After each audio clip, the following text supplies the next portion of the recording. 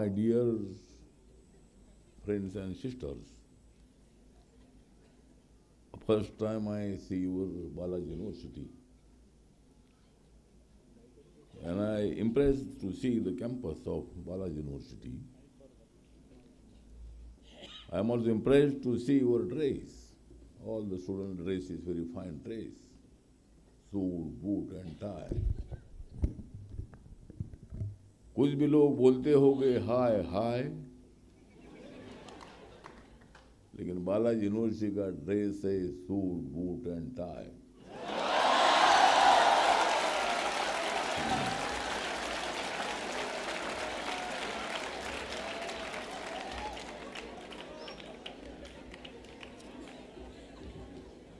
And this university's place is in Pimpri-Chinchwad in Pune.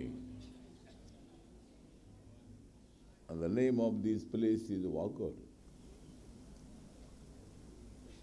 This place, the name is Wakad, but in Rajasthan there was a Balram Jakad. Balram Jakad was the agricultural minister. He was from Rajasthan, and he was also a very active man.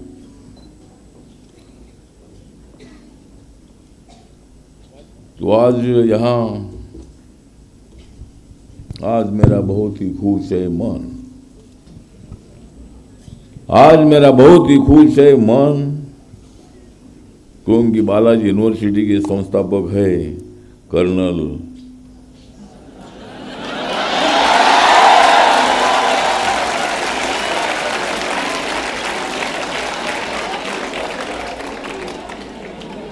Subramanian. अगर किसानों को मिलेगा ज्यादा से ज्यादा धन,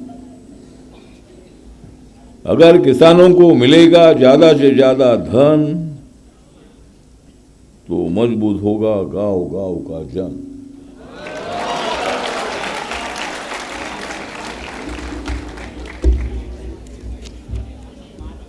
आज के इस सेमिनार के अध्यक्ष का नाम है B.S. मान. आज के इस सेमिनार के अध्यक्ष का नाम है B.S. मान. इसलिए हम बढ़ा देंगे बालाजी यूनिवर्सिटी की शान.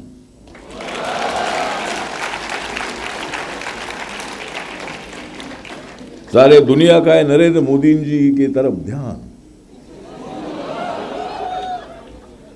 सारे दुनिया का है नरेंद्र मोदी जी की तरफ ध्यान, और किसानों के दुश्मनों पर हम लगा देंगे बयान.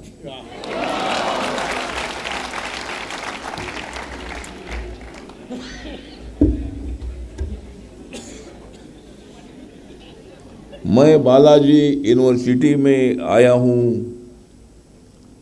प्रधानमंत्री नरेंद्र मोदी जी का संदेश देने के लिए. मैं बालाजी यूनिवर्सिटी में आया हूं माननीय प्रधानमंत्री नरेंद्र मोदी जी का संदेश देने के लिए, और मैं जा रहा हूं पाकिस्तान का बदला लेने के लिए.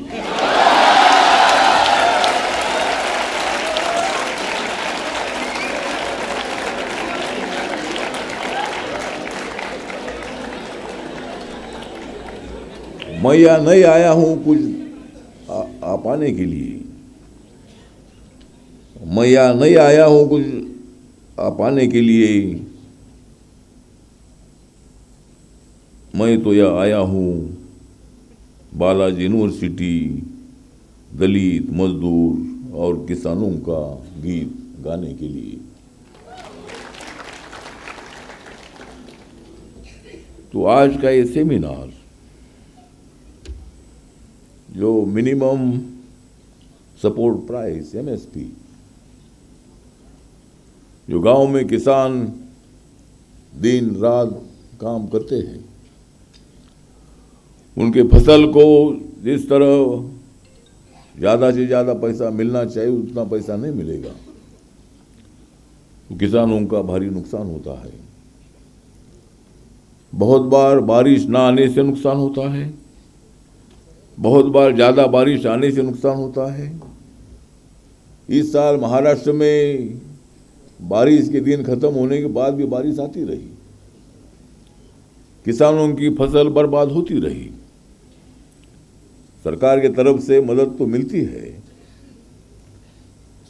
लेकिन सरकार का भी प्रॉब्लम होता है, सरकार का भी बजट होता है। सब लोगों को देना ही चाहिए, लेकिन सरकार के बजट में हर संभव नहीं होता है, मिलना चाहिए। किसानों की तरफ ध्यान देना चाहिए। किसान अगर दिन रात जाग कर अगर मतलब वहाँ फसल नहीं बनाएंगे, फसल नहीं तैयार करेंगे, तुम्हारा मुश्किल होगा खाना। अगर किसान इतना कष्ट नहीं करेंगे तो हमारा मुश्किल होगा खाना, फिर हमारा है जल्दी ऊपर जाना।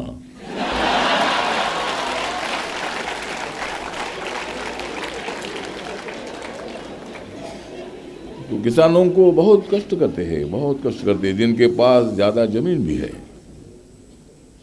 वो भी दिन रात अपने खेती में जाते हैं। मैं गांव से आया हूं,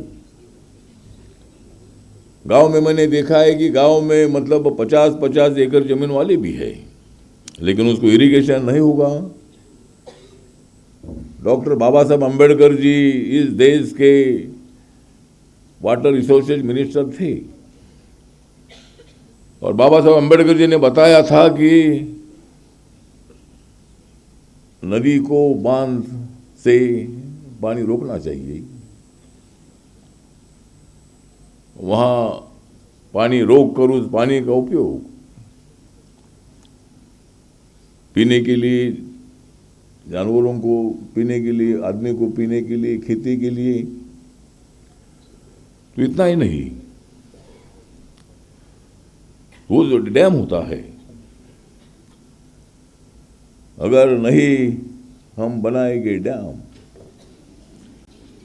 अगर हम नहीं बनाएंगे डैम तो कैसा होगा अपना काम। तो बाबा साहब अम्बेडकर जी ने बताया था कि डैम से बिजली का निर्माण, पानी, नदी के पानी को बांध लगाने से डैम तैयार होता है, उससे बिजली तैयार होती है। बिजली रहेगी तो अंधेरा जाएगा, बिजली नहीं रहेगी तो अंधेरे में रहना पड़ेगा, अंधेरे में रहेंगे तो कहाँ जा रहे कुछ मालूम नहीं होगा, अंधेरे से तुम किधर भी जाने की कोशिश करेंगे। तुम अंधेरे में रहेगे तो एमबीए कैसा होगे। यहाँ एमबीए के कोर्स है, बीबीए के कोर्स है, और आपकी यूनिवर्सिटी अच्छी है। 27 साल पहले 1998 में इस यूनिवर्सिटी की स्थापना कर्नल बालकृष्णन जी ने की। ये तमिलनाडु के तंजावुर के रहने वाले थे, आर्मी में थे, और आज हमारी आर्मी बहुत बड़ा काम करती है। जो भी आतंकवादी आते हैं कश्मीर में, उस आतंकवादियों का खात्मा करने का काम हमारी आर्मी करती है। पहले तो ये था कि मतलब जम्मू कश्मीर अपने भारत का पार्ट नहीं था। हरि सिंह राजा के पास वो जम्मू कश्मीर था। जो भारत को 15 अगस्त 1947 को आज़ादी मिली, तब पाकिस्तान ने कश्मीर पर हमला किया, और वहाँ पाकिस्तान ने 1/3 पार्ट जो पीओके है, पाक व्याप्त कश्मीर जो है, वो पाकिस्तान ने अपने कब्जे में ले लिया। हरि सिंह राजा के साथ पंडित जवाहरलाल नेहरू जी की बात हुई, और हरि सिंह राजा ने बोला कि जम्मू कश्मीर भारत के साथ रहेगा। इसलिए भारत की आर्मी वहाँ गई और पाकिस्तान को वहाँ रुकने का काम किया। अगर ऐसा नहीं होता था, पूरा कश्मीर पाकिस्तान अपने कब्जे में ले सकता था। तो ठीक बात है, वो तो बात अलग है, लेकिन वहाँ अभी इतना आतंकवाद है। कुछ लोग आतंकवादी पाकिस्तान वाले, कुछ लोग घुसपैठ करते हैं, गोलीबार करते हैं। तो हम सब लोग किसानों के लिए, मैं अभी बीच में जाकर आया, वहाँ के किसानों के साथ बात की, वहाँ के मजदूरों के साथ बात की, गांव गांव में रहने वाले लोगों के साथ बात की। वहाँ इतना डेवलपमेंट नहीं है, क्योंकि पहले उनकी विधानसभा थी, विधानसभा अभी भी है, लेकिन उनकी सरकार तभी भी थी, अभी भी सरकार आई है। उमर अब्दुल्ला जी वहाँ के मुख्यमंत्री बने हैं। वहाँ किसानों के लिए न्याय नहीं मिलता है। वहाँ 370 आर्टिकल रहने से वहाँ के डेवलपमेंट को पूरा रोक देने का काम हुआ था, लेकिन माननीय नरेंद्र मोदी जी ने, अमित शाह जी ने सोचा कि 370 आर्टिकल हटाने के बाद ही जम्मू कश्मीर का विकास हो सकता है। वहाँ किसी को जमीन लेने का अधिकार नहीं था, बाहर से वहाँ उद्योग ले जाने को अधिकार नहीं था, आर्मी को, आतंकवादियों को रोकने को अधिकार नहीं था। लेकिन 370 आर्टिकल हटाने के बाद आर्मी के हाथ में पूरी पावर आ गई। और पहले ये था कि आतंकवादी अगर एक कोई इनकाउंटर में मर जाता था तो उसके अंत यात्रा में हजारों लोग रहते थे। आज की स्थिति ऐसी है कि वहां उनके फैमिली के लोग ही जाते हैं। कहने का मतलब इतना है कि वहां अभी बहुत बड़ी शांति है। मैं 4 दिन था, मुझे कुछ लोग बोल रहे थे भाई तुम मत जाओ, मैं बोला मैं जाऊंगा, और कोई आतंकवादी आएगा तो उनका सामना करूंगा।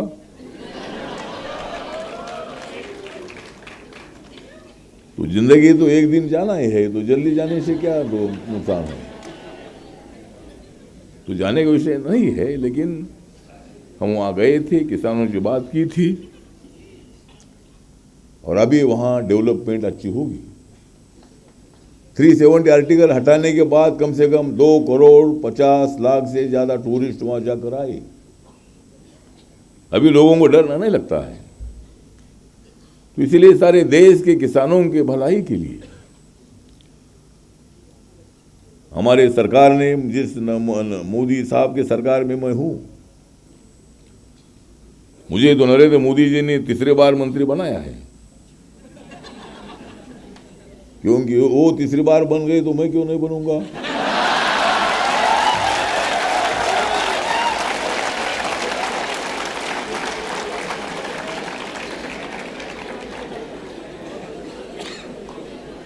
और वो 4थी बार भी बनने वाले, तब मैं भी बनूंगा। तो मंत्री पद का विषय नहीं है, लेकिन हम लोगों के लिए काम करते हैं। मैं दलित प्रांतर नाम का एक संगठन था, उसमें मैं काम करता था। दलितों पर, गरीबों पर, महिलाओं पर जो अन्याय होता था उसके खिलाफ हम आवाज उठाते थे। जिस तरह अमेरिका में ब्लैक पैंथर का संगठन था, उसी तरह महाराष्ट्र में, अपने देश में हमने दलित पैंथर नाम का संगठन शुरू किया था।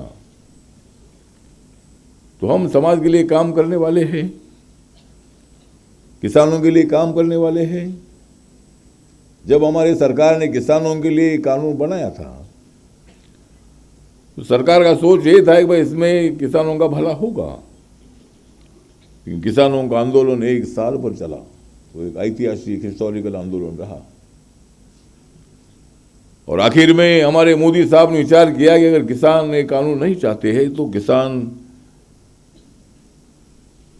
के लिए उनकी भावनाओं को ध्यान में रखते हुए उन्होंने, मतलब कम से कम नरेंद्र सिंह तोमर जी जब एग्रीकल्चर मिनिस्टर थे, उनके साथ 12-13 बार किसान नेताओं की मीटिंग हुई। एमएसपी बढ़ाने की उनकी मांग थी, बात सही है। तो कुछ मुद्दों पर चर्चा में कोई सफलता मिली नहीं। सरकार का कहना ये था कि भाई आप इसमें क्या अमेंडमेंट चाहते हैं बताइए, लेकिन किसानों नेताओं का कहना ये था कि नहीं, हमको ये कानून नहीं चाहिए। इसलिए आखिर में सरकार ने कानून पीछे लिया था। तो जरूर टप्पे टप्पे से एमएसपी बढ़नी चाहिए। हर जो किसान की फसल होती है उस फसल को सरकार ने अपना लेना चाहिए। और उनको अच्छा भाव मिलना चाहिए, उनकी ज़िंदगी सुधारना चाहिए। और जो ऑर्गेनिक खेती है, ऑर्गेनिक खेती गांव में पहले होती थी, पहले यूरिया वगैरह ज़्यादा नहीं थे। आजकल ये है कि भाई यूरिया से जल्दी जल्दी फसल तैयार होती है, लेकिन इससे गांव में मतलब कैंसर जैसी डिसीज बहुत सारे लोगों को हो रही है। आजकल हमारे महाराष्ट्र में जो आम है, हापुस आम है, उस हापुस आम का कलर अच्छा होने के लिए कुछ पाउडर डालते हैं, कुछ और कुछ करते हैं, उससे अपने शरीर का नुकसान होता है। देखने के लिए तो अच्छा होता है, लेकिन ऐसा एक ऑर्गेनिक खेती को ज़्यादा से ज़्यादा बढ़ावा देने की आवश्यकता है, तो हम बहुत सारे लोगों की जान बचा सकते हैं। तो ठीक बात है, वो भी हमारी कोशिश है, और किसानों को पूरी मदद करने की भूमिका हमारी सरकार की है। नरेंद्र मोदी जी हमेशा किसानों की बात करते हैं, और हमारे साथ नहीं रहेगा किसान, हमारे साथ अगर नहीं रहेगा किसान, तो हमारा जीना कैसा होगा आसान। तो किसान को साथ में रखना ही चाहिए। जय जवान जय किसान, ये नारा लाल बहादुर शास्त्री जी ने दिया था। तो मतलब इसी तरह त्याग करने वाले लोग हैं, हमारे आर्मी के लोग त्याग करने वाले हैं। कभी भी दुश्मन के साथ लड़ते लड़ते उनको कुर्बानी का सामना करना पड़ता है, वो कुर्बानी देते हैं, शहीद होते हैं अनेक लोग। किसान भी, मैंने पहले बोला कि दिन भर काम करते हैं। इसीलिए आज का जो सम्मेलन है, इस सम्मेलन में बहुत सारे हमारे मान साहब आज के अध्यक्ष चंडीगढ़ से आए हैं, और वो भारतीय किसान यूनियन के राष्ट्रीय अध्यक्ष भी है। या बालाजी यूनिवर्सिटी के चांसलर प्रोफेसर परमानंदन बाला सुब्रमण्यम जी, जो हमारे कर्नल साहब के पुत्र है, सन है, और कर्नल साहब का बहुत बड़ा काम रहा है। मतलब अभी तक 27 साल तक ये यूनिवर्सिटी चल रही है। एक कैंपस आपको बालाजी यूनिवर्सिटी का 5 साल पहले मान्यता मिली, तो आपका काम बहुत अच्छा है। हमारे बालाजी यूनिवर्सिटी के जो वाइस चांसलर है डॉक्टर G.K. शिरोडे,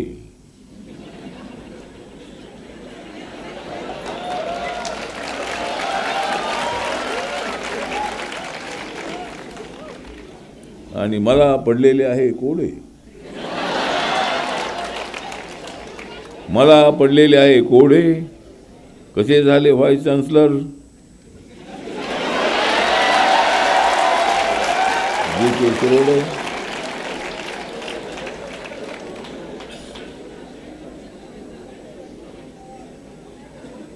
तो हमारे वाइस चांसलर भी अच्छे कवि है। मैं भी पार्लियामेंट में कविता करता हूँ, सब लोग एंजॉय करते हैं। और मोदी जी कभी हंसते नहीं, लेकिन ये पट्टिया ने उनको हंसाया है।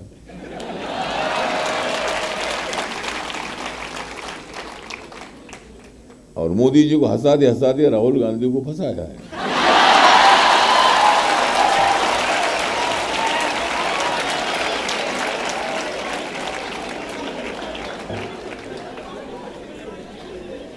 दूसरे आज के इस प्रोग्राम के मुख्य संयोजक विनोद आनंद जी, MSP कमेटी के मेंबर भी हैं, हमारे अच्छे मित्र भी हैं। एग्रीकल्चर के बारे में, MSP के बारे में, किसानों के बारे में उनको बहुत बड़ा ज्ञान है, और उन्होंने बहुत आग्रह किया था कि मैंने बालाजी यूनिवर्सिटी में आयोजित इस सेमिनार में आना चाहिए। बहुत दो महीना पहले उन्होंने मेरी डेट ले ली थी, तो आज यहाँ आने का मौका मिला। दूसरे हमारे डिम्पल सैनी जी हैं, जो डीन है,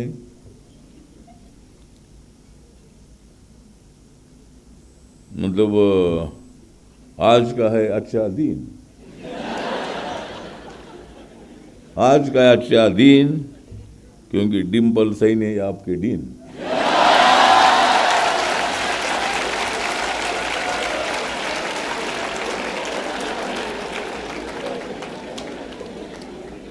हमारे प्रमोद कुमार चौधरी जी है, पी चंद्रशेखर, पद्मश्री भरत भूषण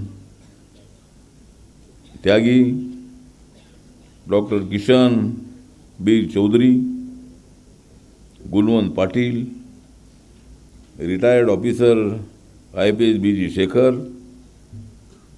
तो बीजी शेखर तो रिटायर हुए हैं, लेकिन हम जल्दी रिटायर होने वाले नहीं है। तो ये उबिया मौजूद है, गुण प्रकाश जी है, बलविंदर सिंह जी है, राजेश लांबा है, डॉक्टर प्रवीण त्रिपाठी है, और सभी यहाँ हमारे मेहमान मौजूद हैं। तो आज इस सभा को संबोधित करते हुए मुझे अत्यंत गर्व हो रहा है। हम सभी उस नए भारत के निर्माण के लिए एकत्र हुए हैं, जो समृद्ध, आत्मनिर्भर और हर क्षेत्र में विकसित होगा। हमारे माननीय प्रधानमंत्री नरेंद्र मोदी जी के दूरदृष्टि नेतृत्व में हमारी सरकार ने मजबूत और समावेशी विकास के लिए ऐतिहासिक कदम उठाए हैं। जैसा कि हम विकसित भारत 2047 की ओर बढ़ रहे हैं, और हमारा विजन है कि 2027 में भारत एक ऊंचाई पर पहुंचे। आज भारत नरेंद्र मोदी जी के नेतृत्व में 10 नंबर से 5 नंबर इकोनॉमी पर आया है। अभी इस 5 साल में और एक नंबर बढ़ सकता है। हम 5 नंबर से 4 नंबर पर आ सकते हैं। 2029 में नरेंद्र मोदी जी आएंगे तो 2 नंबर पर आ सकते हैं।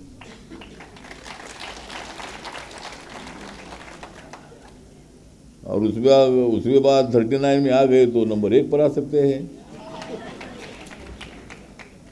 तो और अभी हमारे अमेरिका में डोनाल्ड ट्रंप जी, जो वहाँ के अध्यक्ष बने हैं, 3 दिन पहले वो अध्यक्ष बने हैं, लेकिन मैं मेरे पार्टी का बहुत साल पहले अध्यक्ष बना हूँ।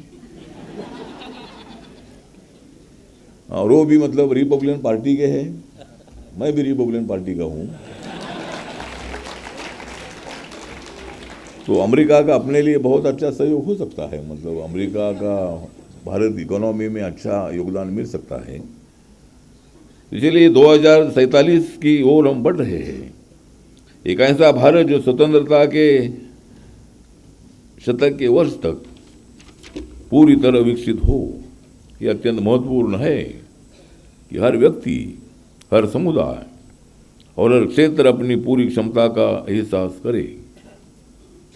इस महत्वाकांक्षी लक्ष्य को प्राप्त करने के लिए आज मैं 3 क्रांतिकारी पहलों की घोषणा कर रहा हूं। 500 सहकारी स्टार्टअप्स, 500 कैंपस सहकारी संस्थान और कमोडिटीज कोऑपरेटिव एक्सचेंज। कोऑपरेटिव सहकार क्षेत्र जो है, इस सहकार क्षेत्र में हमारा महाराष्ट्र बहुत आगे है। महाराष्ट्र में हमारी गन्ना फैक्ट्री बहुत है, और मेरी पार्टी को भी सिंबल मिला है गन्ना किसान। तो महाराष्ट्र में कोऑपरेटिव में हम बहुत आगे हैं, और हमारे भारत सरकार ने सहकार मंत्रालय भी बनाया है मोदी साहब ने। और माननीय अमित शाह जी सहकार डिपार्टमेंट के मंत्री भी हैं, और आज वो शायद मालेगांव में सहकार कॉन्फ्रेंस द्वारा की गई है। आज अमित शाह भी वहाँ आज आने वाले मालेगांव नासिक में, तो वो भी काम है। तो ये सब अपने को करने के लिए ये पहल न केवल चुनौतियों का समाधान करेगी, बल्कि अवसर पैदा करेगी और हमें विकसित भारत बनने की दिशा में आगे बढ़ाएगी। 500 सहकारी स्टार्टअप्स, ग्रामीण भारत को सशक्त बनाना, ये हमारा लक्ष्य है। 500 सहकारी स्टार्टअप्स प्रोग्राम के तहत हर भारत के आकांक्षी जिलों के उद्यमों की पहचान करेंगे और उनका पोषण करेंगे। ये जिले अपनी अपार क्षमता के बावजूद अब तक विकास की मुख्य धारा से दूर रहे हैं। सहकारी मॉडल के माध्यम से ये स्टार्टअप स्थानीय समुदायों के संसाधनों, कौशल और विचारों को एकजुट करके क्षेत्रीय समस्याओं का समाधान करेंगे और आर्थिक अवसर प्रदान करेंगे। ये स्टार्टअप्स कृषि, खाद्य प्रसंस्करण, नवीकरणीय ऊर्जा और ग्रामीण निर्माण क्षेत्रों में महत्वपूर्ण भूमिका निभाएंगे। ये न केवल आजीविका प्रदान करेंगे बल्कि उत्पादकता बढ़ाएंगे और भारत की आर्थिक प्रगति में महत्वपूर्ण योगदान देंगे। ये कार्यक्रम केवल व्यवसाय बनाने के बारे में नहीं है बल्कि एक आत्मनिर्भर भारत का निर्माण करने के बारे में है, जहाँ विकास अंतिम व्यक्ति तक पहुंचे। 500 कैंपस सहकारी संस्थान, युवाओं को उद्यमी बनाना, ये हमारा लक्ष्य है। हमारे युवा विकसित भारत 2047 के वास्तुकार है और युवाओं पर बहुत बड़ी जिम्मेदारी है। युवा अगर आगे आएंगे तो देश आगे बढ़ेगा। युवा उधर ही बैठेंगे तो हमको उधर बैठना पड़ेगा। तो युवाओं को आगे आना है, देश के लिए काम करना है, गरीबों के लिए काम करना है। शिक्षा के बाद हम सब लोगों ने देश के विकास में अपना योगदान देने की बहुत बड़ी आवश्यकता है। जिस गांव से हम आते हैं उस गांव का भला कैसा हो, गांव की हर व्यक्ति भूखी ना रहे, गांव में कच्चे घर में रहने वाला एक भी आदमी कच्चे मकान में ना रहे। इसलिए प्रधानमंत्री जी ने प्रधानमंत्री आवास योजना शुरू की और अभी तक 4 करोड़ से ज़्यादा मकान बने हैं और अभी इस 5 वर्ष के लिए 3 करोड़ मकान बनाने का लक्ष्य हमारे प्रधानमंत्री जी ने अनाउंस किया है। उसके लिए बजट भी मंजूर किया है। तो जो किसान कच्चे घर में रहता है, जो मजदूर कच्चे घर में रहता है, उनके पक्का मकान देने का भी हमारा मकसद है। और आज तक हमने बैंक अकाउंट खुले हैं, उसमें कि किसान भी है, मजदूर भी है, कर्मचारी है, हर क्षेत्र में काम करने वाले लोग हैं। अभी तक 51 करोड़ से ज़्यादा लोगों के अकाउंट बैंक में खुले हैं।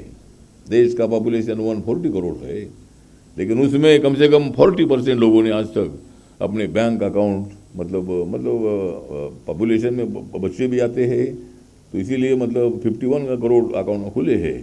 इसका मतलब हर आदमी का अकाउंट अभी बैंक में खुल रहा है, ये बहुत अच्छी बात है।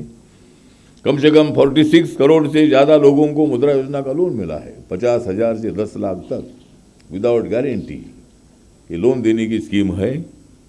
और अभी 10 लाख का दायरा बढ़ाकर 20 लाख का किए हैं, तो 50,000 से लेकर 20 लाख तक छोटा मोटा धंधा करने के लिए अपने को इतने पैसे मिलने वाले हैं। और 46 करोड़ लोगों को उसका लोन मिला है 10 सालों में। कम से कम 11 करोड़ लोगों को उज्ज्वला योजना का गैस सिलेंडर मिला है। हर घर में गैस, हर घर में गैस से अपना खाना बनाना। पहले हमारी माँ बहन चूल्हे पर मतलब खाना बनाती थी, हमारे किसान की घर के लोग महिलाएं चूल्हे पर खाना बनाते थे, धुएं से उनकी आंखें लाल बूंद हो जाती थी तो भी उनको खाना बनाना पड़ता था। लेकिन वो मोदी साहब ने ध्यान में रखकर अभी हर घर में गैस देने का निर्णय लिया है और 11 करोड़ लोगों को गैस कनेक्शन मिला है। आयुष्मान भारत योजना एक है, किसान है, गरीब है, सबके लिए एक फैमिली को 1 साल में 5 लाख रुपए देने की एक स्कीम है आयुष्मान भारत योजना। और 1 साल में 5 लाख रुपये, उससे कम से कम 4 करोड़ से ज़्यादा लोगों को उसका फायदा हुआ है। जो भी कोई लोग बीमार होते हैं, गरीब होते हैं, वो किसान है, कोई भी है, उनको मदद मिल जाती है। तो इसी तरह अनेक काम हम लोगों ने पूरे किए हैं। तो युवाओं पर बहुत बड़ी जिम्मेदारी है। युवाओं ने क्रिकेट भी अच्छा खेलना है, वॉलीबॉल अच्छा खेलना है, फुटबॉल अच्छा खेलना है, लेकिन सब अच्छा है खेलना। आपको सब है अच्छा खेलना, लेकिन हमारे साथ चलना। तो ये भी काम आप लोगों को करना है। तो हमारे युवा विकसित भारत 2047 के वास्तुकार है।